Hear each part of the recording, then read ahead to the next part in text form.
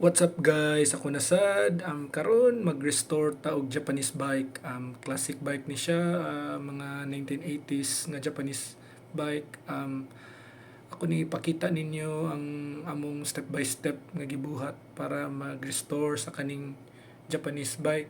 So sige, let's start. Sorry, wala na ko na kuan ang actual nga kuan sa bike. Ako na lang pakita ninyo ang picture muna siyang itsura, so makita ninyo nga taya na gyud ang basket, taya na sad ang iyang mga fenders, ang frame muna yung itsura. So muna siya ang naong sa bike before. Japanese bicycle. Tanawa on sa kataya ug sa kahugaw nya ano siyang restore nga mas malimpyo and mas manindot ang naong. Daghan ni siya lisanan kani paninduton ning brakes, may taswel ka mga sip saddle and ang kanang nasa likod. So nga rin makita ninyo nga nagtangtang namin sa mga components, then ang mga ginailayan og brush and sandpaper para ready siya pintalan.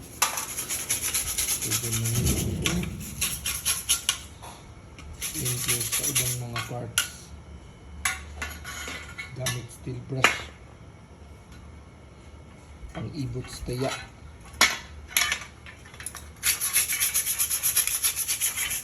Parang fork. Ready na for paint.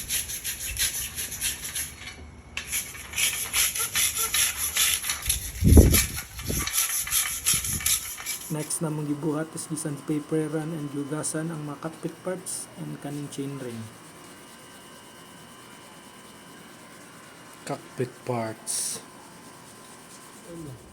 Karon ang frame na pod ang among giugasan and gisandpaperan para i-ready na siya for paint. Right. Washing time.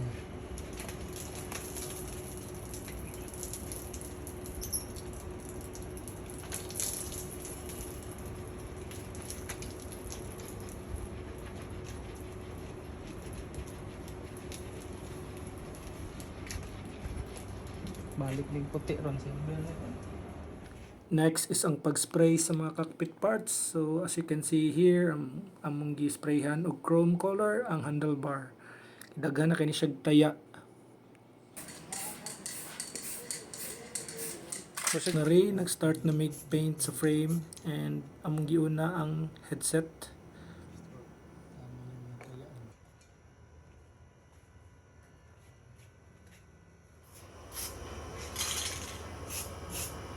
Silver touch na lindot na. Silaw ba? Silaw ba siya ba? Wala na ko apil ang plastic bag, kung apitala na apil matapaksi talaga pang madugay.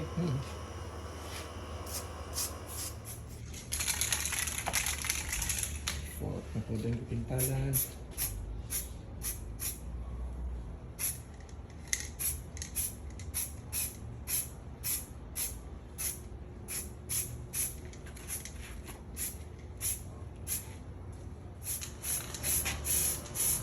Talamis tang paludo.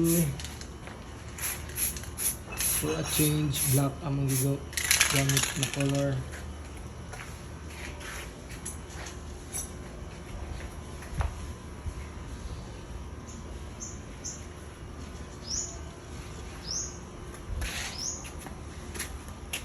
Anami grip paint sa components.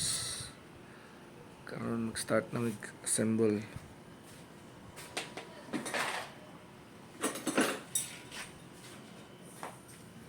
NBK 6001 din. 6001 Seal bearing ang Japanese bike. Korean Powered ni. by Korean bike man ni. Korean illicit. Powered by kuan kanang dynamo Dynamo Hub. gini mga karaan.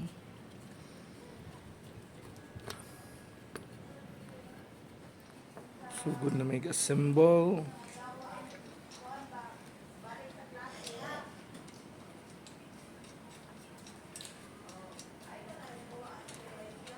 silver and black. Itong mga pisa. Itong tampaludo na po ang among i-attach.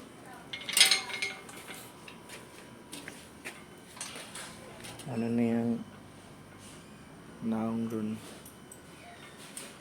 We are still like 20%.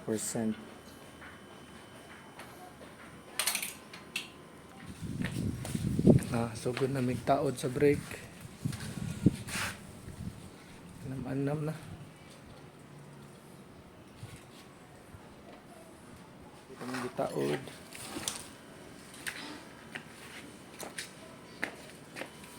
Ano ni ang naong niya.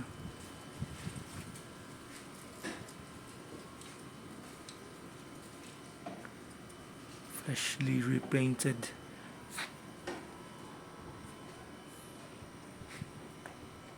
Taod na may sa rear. Taod na ang kasit. Halfway na yun. Matuno ba gani? Next is ang courier sa likod. Taod na. Ito, naporma na natong bike guys. Taod na itong bag-o na rear derailleur. 16 rear derailleur.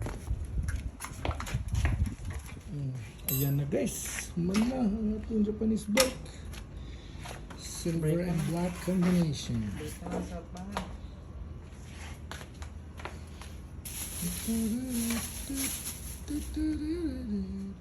Karon nagtaod na ta sa bagong stand. Kay dilisan ang karaan. Makaabot na ba kani doon? What ba? Length ani? Ma-extension, extend na. Nahuman na jud atong Japanese bike restoration. Bagong ginawang ba? Kita mo sa before and after ani nga picture. Ani post. So let's try to test it down. So nag-test drive na ta, nindot kayong dagan, smooth, good as new gyud.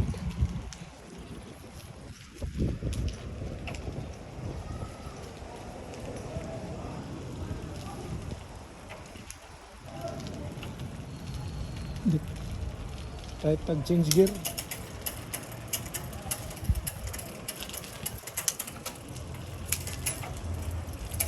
Wow, kasmooth sa gear.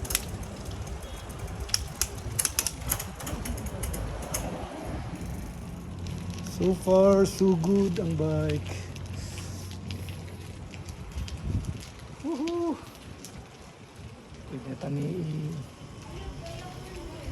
balik sa original owner. So, marito siya guys. Thanks for watching.